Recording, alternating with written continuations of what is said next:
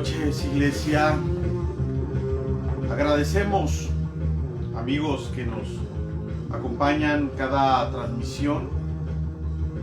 Les agradecemos que se tomen el tiempo para ver estos videos en vivo que transmite Ribera del Kebab, dada la situación de esta pandemia. Conocemos muchos compañeros de ministerio que han caído abatidos ante este virus que está cumpliendo profecías, no es algo que nos haya llegado de imprevisto. Porque habla Mateo 24 de que en los días finales iba a haber enfermedades. Sin embargo, también creemos que Dios es más grande, que este virus. Así que sean todos bienvenidos.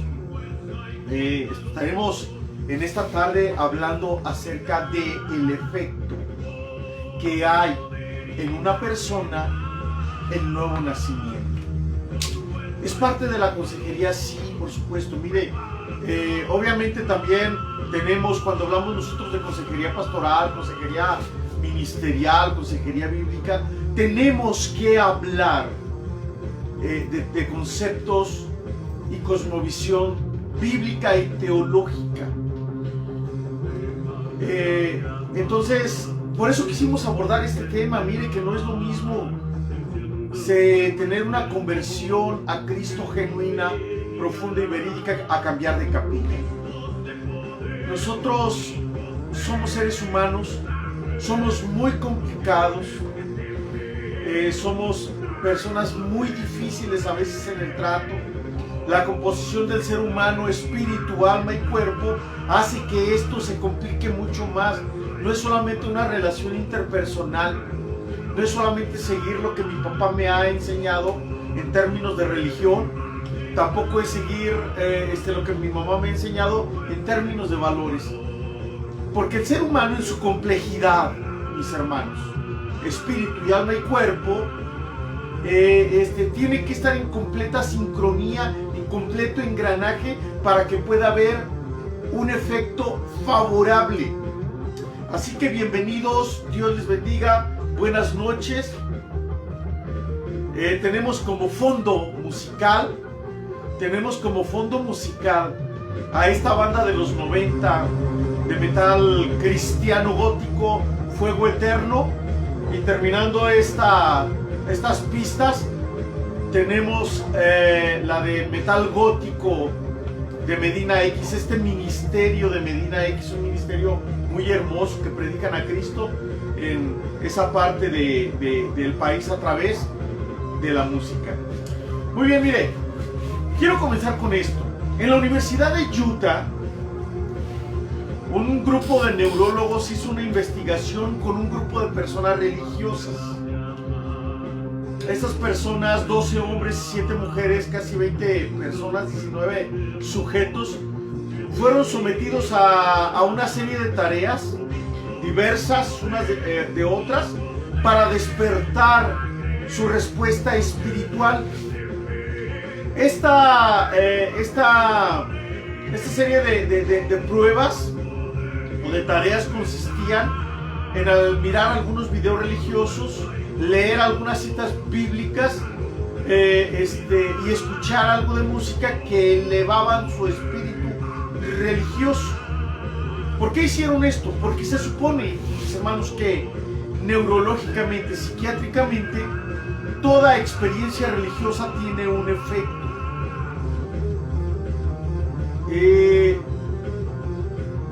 Esto no ayuda en gran manera a la teología.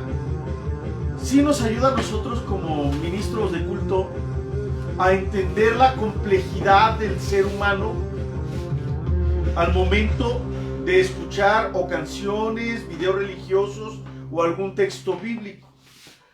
El fin que estaban persiguiendo los neurólogos era conocer si las actividades religiosas proyectadas o leídas surtían un efecto. Al momento los investigadores les preguntaron a los sujetos a prueba, a los conejillos de indias religiosos, les preguntaron si ellos en esa experiencia, al momento de ver el video, habían sentido al Espíritu de Dios. Obviamente que los 19 sujetos dijeron sí. La experiencia espiritual fue tan fuerte en la mayoría de los participantes, a los cuales les llamaríamos conejillos de indias, pero no somos tan malos, así que les llamaremos sujetos de prueba. Fue una experiencia espiritual fuerte, y la mayoría de ellos dijo que sentía una mayor conexión espiritual, que sentían a través de esta experiencia o de estos videos paz, calidez espiritual, y algunos rompieron en lágrimas. Concretamente, mis hermanos, las imágenes de resonancia magnética de resonancia magnética funcional, la resonancia, las pruebas, las imágenes demostraron que las experiencias religiosas que estaban experimentando los sujetos de prueba estaban relacionadas con la activación del núcleo accumbens. Este núcleo en la parte del cerebro es importante dentro del área de procesamientos de recompensas y de castigos. Escuchen bien, los sujetos no estaban experimentando a Dios según los investigadores, sino que estaban despertando esa parte en el cerebro que se siente una motivación cuando hay recompensa y un miedo cuando hay castigo. Esta parte en la que despertaron esto es la parte que está relacionada con el razonamiento moral y con el juicio. La experiencia religiosa que ellos tuvieron es quizás tan influyente en las personas en su área de cerebro, en donde está el área para tomar decisiones que afectan o que benefician a la gente en sí. Esto nos enseña que la experiencia religiosa es muy importante en lo que sucede en el cerebro para contribuir a esas decisiones. Miren, iglesia, hermanos, aquí lo que me llama mucho la atención es que se estimula el cerebro de la misma forma como lo pueden estimular el sexo, las drogas, los conciertos de música y la euforia. Aquí a mí como ministro de culto me preocupa saber o entender que la gente puede hacerse adicta a una actividad religiosa. Por eso hay gente que cuando ahora en días de pandemia ha dejado de asistir a su iglesia o a su congregación, sienten vacío. A veces no tanto por una identidad con ese ser superior, con el cual se le está enseñando a la gente en su relación diaria, en su relación cotidiana, sino que lo que extrañan es la euforia, la danza, las luces, el sonido, la bonita música, la bonita melodía, la bonita letra, la convivencia, los gritos de júbilo. Y esto algunos ministerios lo han sabido aprovechar también, que la gente no se cuestiona, tiene la necesidad de ir. Lo experimentamos en días pasados con una actividad que se llevó a cabo para niños, cuando una persona dijo: es que sí quiero para mi hijo, pero no quiero dejar de ir a mi iglesia local. La necesidad de la euforia, la necesidad de los gritos, de la danza y de las luces, como el adicto necesita el cristal, la marihuana, las metanfetaminas o el alcohol. Y esto es grave, esto no debería de ser, pero es. Sin embargo, su servidor, hemos interactuado con mucha gente a lo largo de la vida. sobre todo de la vida espiritual, de la vida cristiana. Algunos de ellos nos han hablado acerca de un cambio que han tenido internamente.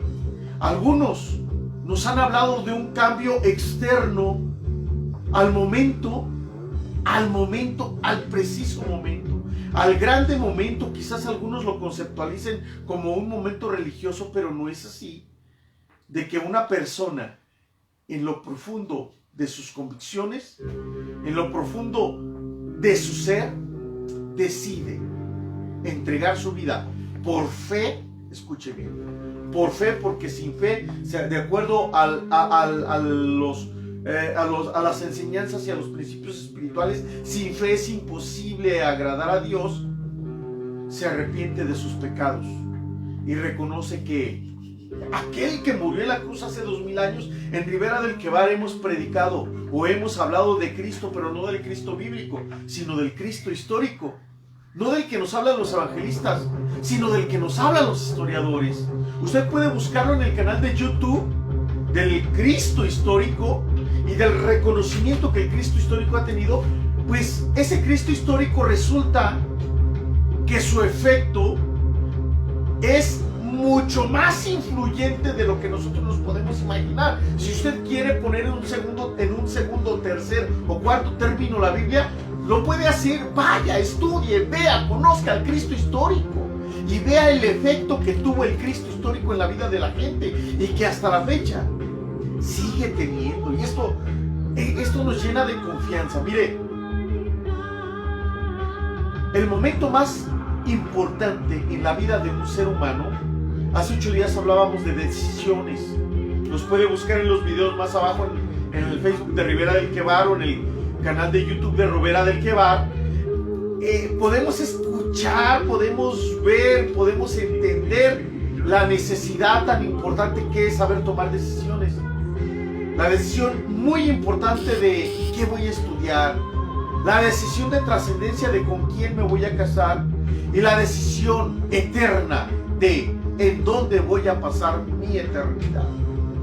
Y el puro momento de que una persona se siente en la sala de su casa, en la banqueta de la calle, en su carro, en la sala de un cine, y que se ausente de todo movimiento y de toda acción que en ese momento se está realizando, en una cafetería o en un concierto o en el transporte público, en ese momento en el que haga conciencia y diga: reconozco que soy un pecador, que siempre he hecho cosas malas y que merezco castigo, pero Cristo, el Hijo de Dios, me mostró el amor de Dios a través de su muerte en la cruz, y en lugar de que yo reciba castigo, Él sufrió el castigo que yo merecía.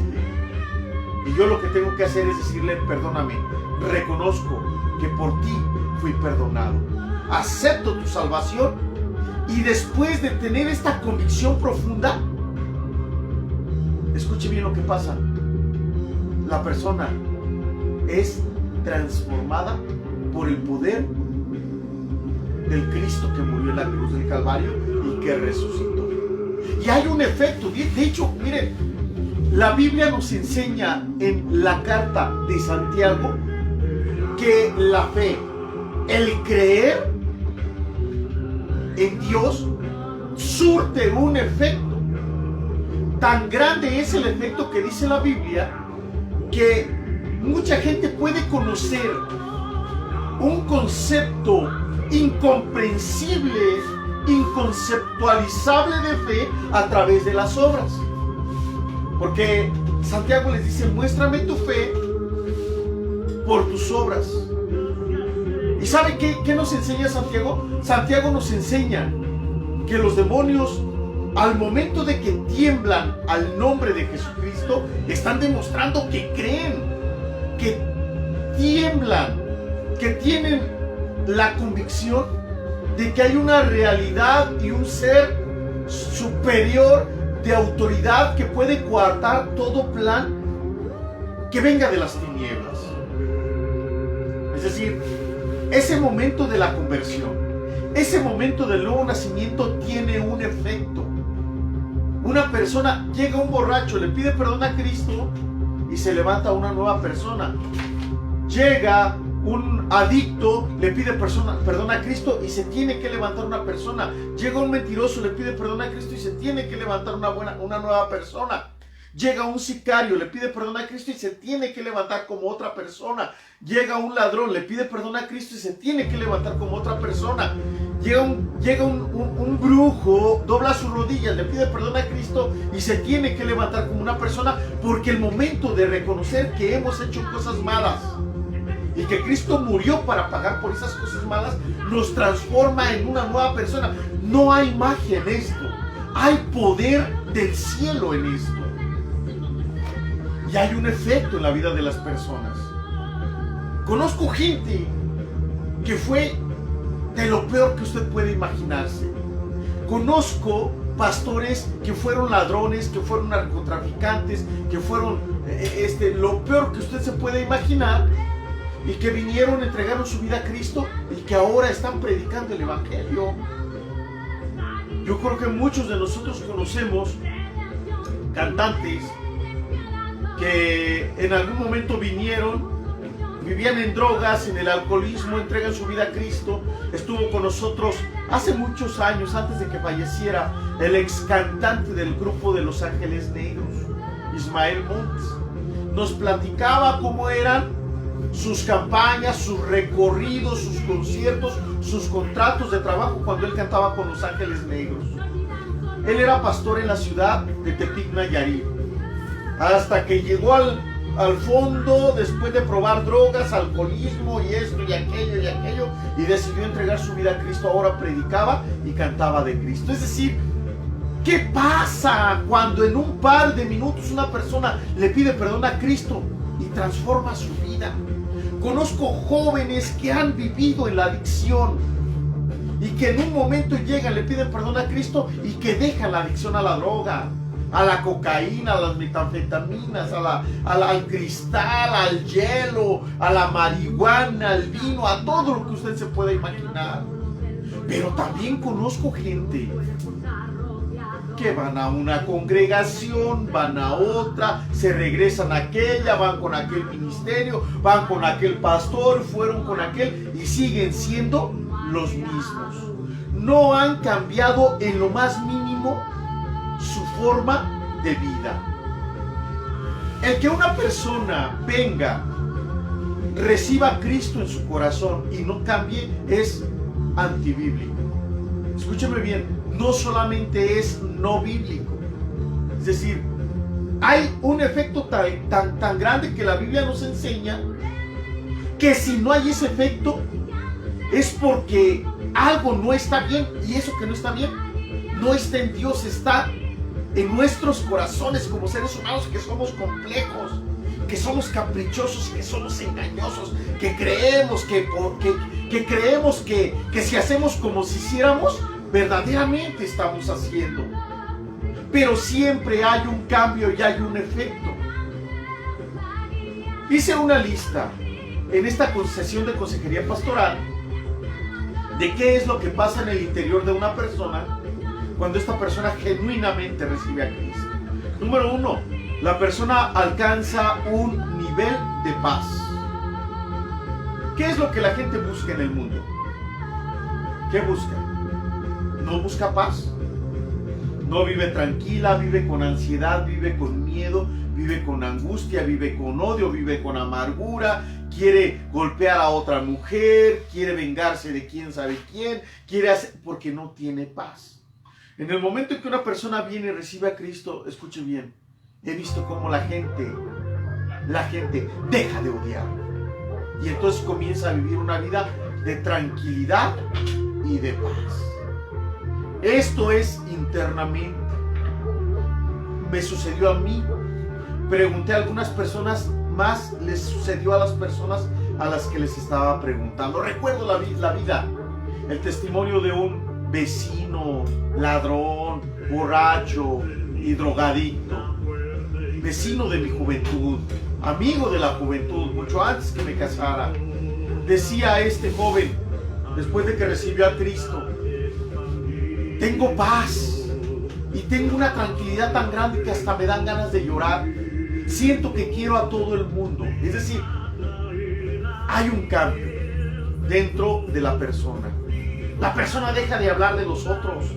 La persona comienza a amar y comienza a perdonar. Número 2, fíjese, hay una lucha interna que es causada porque nació de nuevo, porque entregó su vida a Cristo y porque fue perdonado. ¿De qué fue perdonado? De aquello que le gustaba hacer. Me explico, mire. Una persona viene y le dice a Dios: Dios, perdóname porque soy una chismosa, porque odio, porque hago brujería, porque me emborracho, porque vendo droga, porque me prostituyo, porque soy adicto a la pornografía. Y después de hacer esa oración en la que le pide perdón, hay una lucha interna de convicciones con gustos. Es que me gusta hacer aquello, pero mis convicciones ahora son diferentes. Y si las hago, ya no me siento a gusto. Siento que la paz se me va. Siento que la tranquilidad comienza a desaparecer cuando hago aquello que antes hacía. Y por lo cual le pedí perdón a Dios.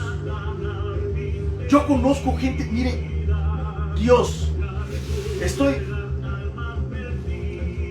trabajando, estuve colaborando en un lugar en donde tenían un afecto muy grande por los encuentros, reencuentros y retiros. Había un joven de aproximadamente 23 años que una vez me dijo: ¿pero usted cree en los retiros? Y le dije: creo hasta cierto punto. Creo que un retiro espiritual puede ser un discipulado a lo largo de 3 o de 4 meses que va a tener un efecto más grande, porque los que conocen de psicología saben que una respuesta refleja nunca es confiable. Una respuesta refleja siempre trae una alteración. Una respuesta refleja trae una llamarada de petate. ¡Pum! Responde rápido, pero así de rápido esta persona se apaga en sus convicciones. Y entonces cuando sucede eso, cuando suceden todo ese tipo de cosas, cuando suceden todo ese tipo de circunstancias, amigos, es cuando nosotros tenemos que darnos cuenta si eso es verdadero o no es verdadero. Decía este chavo que es adicto, decía: hombre, dice, brother, dice, yo he estado como en 5 o en 6 encuentros y viera qué bonito se siente. A mí no me hables de bonito, a mí háblame del efecto que tiene aquello que tú le das el adjetivo de bonito, porque había estado anexado durante 7 veces más después de aquella serie de encuentros. Entonces no hubo un efecto. La evidencia a mí no me habla de esto. A mí la evidencia no me está hablando de que hay un cambio, de que hay una transformación, y como no hay un cambio y una transformación, entonces aquello que experimentó no es bíblico. Y no solamente no es bíblico, es antibíblico. Número 3, una persona que experimenta una conversión tiene hambre y tiene sed en su espíritu. Quiere conocer más a Dios. ¿Cómo es Dios? ¿Qué hace Dios? ¿Qué espera Dios de la humanidad? ¿Qué espera Dios en los momentos en que nosotros estamos en crisis? ¿Cómo tenemos que reaccionar nosotros en los momentos en que es sometida a prueba nuestras convicciones espirituales? Sea por un problema, sea por una tribulación, sea por un desempleo, sea por la enfermedad, sea por lo que sea. ¿Qué espera Dios? Es decir, la persona tiene hambre y sed de conocer. Hay un gozo, eso ya lo mencionamos, hay una esperanza. Sabe que en algún momento toda tribulación pasa y tiene la necesidad de platicar su experiencia espiritual. Usted va a una cafetería y dice: wow, qué exquisito está el café en tal lugar, Y entonces cuando se da cuenta que ese café es rico, usted lo recomienda, hasta lo pone en Facebook, no me digan que no. Juan Pérez está en las tortas ahogadas de Guadalajara, porque le gustaron y la recomienda. ¿Usted cree que una persona que tiene una experiencia espiritual que le está transformando su vida no va a recomendar esa experiencia espiritual? Por supuesto. Incluso la experiencia espiritual puede ser negativa. Recuerdo cuando vivimos en Ciudad de México, que ejercí mi ministerio juvenil en Ciudad de México, me tocó, junto con los chavos que eran parte de mi equipo en aquel tiempo, de orar por una jovencita que tenía un resultado de una espiritualidad. La llevaron y la consagraron delante de brujos, le echaron hierbas, le echaron quién sabe cuántos ungüentos e inciensos, y la jovencita terminó poseída. Dijo en aquel tiempo que me iba a matar, ¿verdad? Ya pasaron 22 años, 24 años, 23 años y no me ha matado. ¿Por qué? Porque siempre hay resultado. Jueguen a la Ouija. Juegan a la Ouija y hay un resultado por esa espiritualidad oscura. Si no es que alguien cae en posesión demoníaca. Hay jovencitos que se las dan de muy valientes y que se les sube la adrenalina al momento de que van al panteón a la medianoche. Tienen consecuencias espirituales.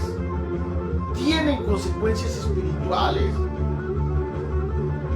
La jovencita que fue la protagonista en la película del Exorcista, Linda Blair, terminó en un hospital psiquiátrico. Tuvo consecuencias por una vida o por una espiritualidad aún dramatizada.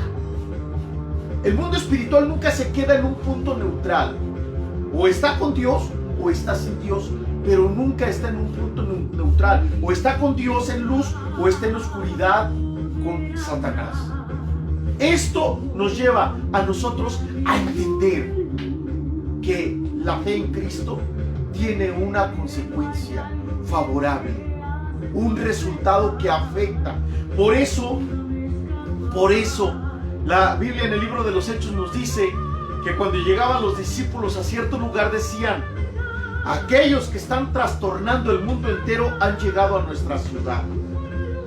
Y algunos historiadores dicen que para el año, cuando comenzó la persecución, para el año 100 después de Cristo, al final de la persecución en el año 300, 2/3 partes del Imperio Romano se habían convertido a Cristo. Y esto es bueno.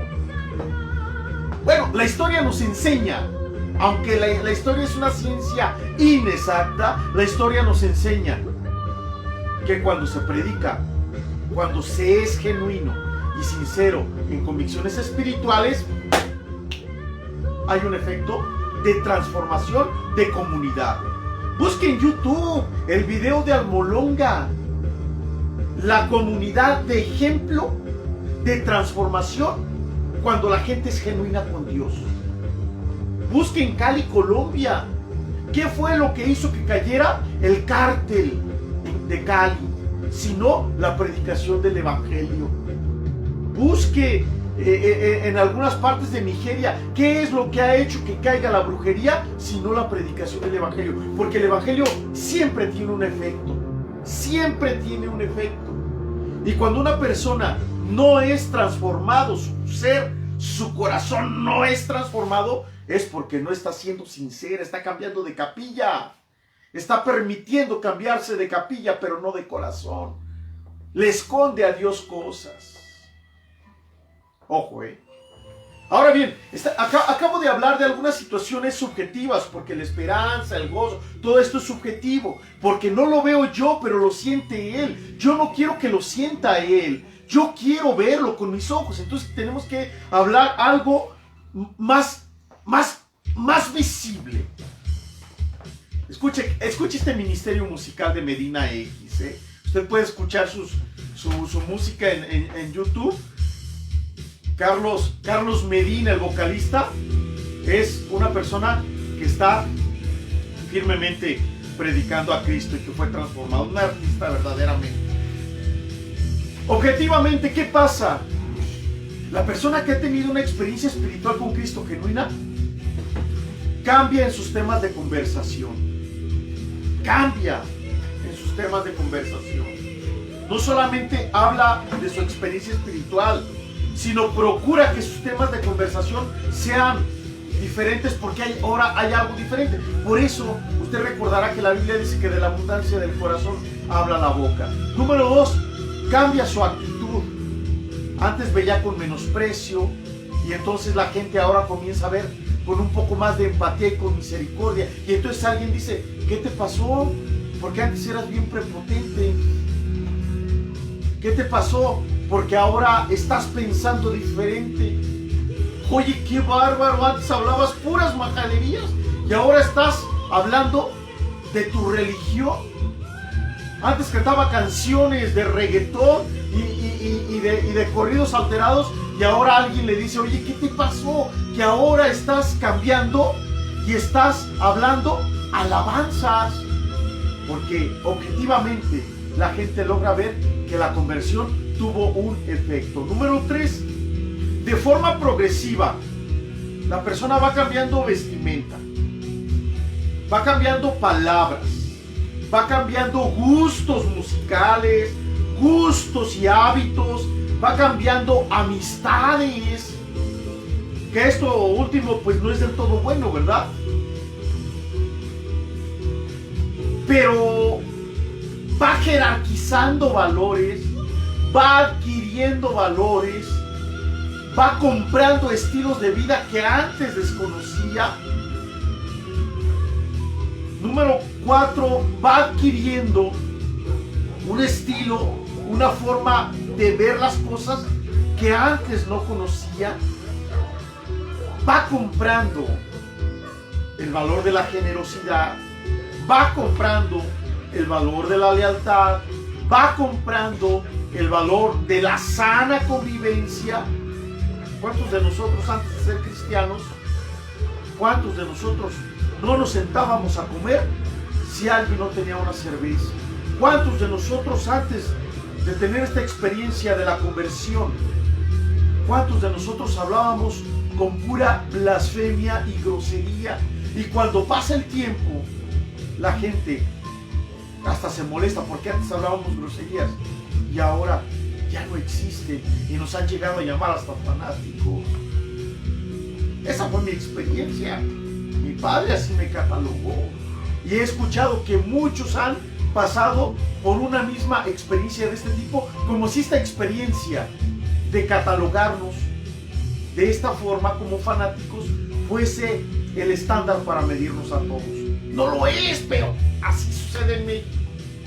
Y entonces hay nuevos hábitos, hay nuevas formas de divertirse, hay nuevas formas de pasar el rato, hay nuevas formas de hacer las cosas, se adquieren nuevas formas de hacer, de volver, de relacionarse, etcétera, etcétera. Entonces, siempre que una persona tiene una conversión, experimenta la conversión, hay un efecto. Si la persona no ha transformado su vida, si sigue desesperanzada, si tiene ganas de suicidarse, aún después de haber recibido a Cristo, si sigue blasfemando, si sigue odiando a su marido, si sigue odiando a su suegra, si sigue odiando aquellas mujeres que hicieron una oración para recibir a Cristo y que siguen vistiéndose con el deseo de provocar al hombre, cuando siguen albureando, cuando siguen prefiriendo corridos alterados que alabanzas o que música que edifica el alma. Olvídese del espíritu, es decir, música que hable de Dios, que edifica el espíritu, sino música que edifica el alma, música que traiga paz. Prefieren aquellas que habla de balazos. Algo no está bien. Si una persona, después de ir a la iglesia y después de fingir, de simular, de hacer el drama de que ha hecho el momento de conversión, sigue siendo violenta, sigue diciendo maldiciones, su conversión no ha sido genuina. Y es entonces ahí donde el apóstol Pablo dice: no os engañéis, porque Dios no puede ser burlado. Lo que el hombre siembra, eso es lo que el hombre cosecha. Mire, Juan 14:6. Con esto quiero terminar, amigos, hermanos en Cristo. En Juan 14:6, Jesús dice que Él es el único medio por el que podemos llegar al cielo. Y hace una metáfora de tres figuras. Dice: yo soy el camino, yo soy la verdad y yo soy la vida. Y nadie llega al Padre o viene al Padre si no es por mí. Usted podrá ser muy sincero en su religión, pero la sinceridad no nos salva. Salva a Cristo. Usted podrá ser muy honesto, podrá ser muy buena persona o muy ético, pero la ética no nos salva. Salva a Cristo. Usted podrá ser muy honesto, la honestidad no salva, salva a Cristo. Usted podrá ser muy chido y buena onda, la chidez y la buena onda no salva, salva a Cristo. Y en este versículo nos habla de camino, de verdad y de vida. Número 1, el camino. ¿Cómo sabemos que una persona se encuentra en el camino? Hay miles de religiones. Cada religión asevera tener la verdad. Pero mi religión, la religión de él, la religión de ella, ninguna religión, hermanos, tiene una verdad. De hecho, creo que podemos coincidir cuando Marx y aquellos padres del comunismo decían que la religión es el opio del pueblo. Tenemos que dar el brinco. Tenemos que darnos cuenta que podemos hacer algo más que una religión. En Ribera del Quebar les enseñamos lo que es la vida cristiana y lo que es la vida espiritual en Cristo y lo que es la espiritualidad. ¿Cuál es la diferencia de cada una de ellas? ¿En qué coinciden? Y la vida de espiritualidad es una vida de ser buena gente, buena onda, pero sin que haya una transformación interna, o sin que sea. La vida espiritual en Cristo es una transformación a través de la muerte de Cristo en la cruz del Calvario. Mire, ¿cómo sabemos que estamos en el camino? Número 1, por la doctrina que está usted creyendo. La religión no salva. No le crea a la religión, créale a la revelación. Porque también en Ribera del Quebar hemos hablado de muchas veces porque la Biblia es un libro más que excepcional, más que singular, más que extraordinario. Hemos hecho a un lado los términos espirituales y nos hemos metido a la apologética de la fe, a la razón, y decir: por esto creo en la Biblia, por esto, por aquello, por aquello. Busque los videos de Ribera del Quebar. ¿Cómo sabemos que estamos en el camino? Por la doctrina, por lo que usted está creyendo. Número 2, ¿cómo sabemos? Jesús dice: soy el camino y soy la verdad. ¿Cómo sabemos que estamos en la verdad? Y allí entra la conversión. Por la experiencia que hemos tenido en lo que hemos creído. Ahora, un musulmán, un testigo de Jehová, un satanista, un adorador de la Santa Muerte puede decir que cuando comenzó a creer en ellos, su vida se transformó. Pero hay un efecto, siempre hay un efecto. Yo conozco mucha gente que adora y que venera a la Santa Muerte y que venden droga. Conozco mucha gente que venera, ¿usted cree que los musulmanes, yo tengo amigos que son musulmanes, pero usted cree que el musulmán extremista, su fe es genuina, su experiencia es genuina cuando buscan destruir, buscan someter a la mujer, buscan aterrorizar al mundo? ¿Cómo sabemos que estamos en la verdad? Por la experiencia espiritual que estamos teniendo. Y número 3, soy el camino, la verdad y soy la vida. ¿Cómo sabemos que tenemos la vida? Por la conducta que estamos teniendo. Así sabemos que tenemos la vida.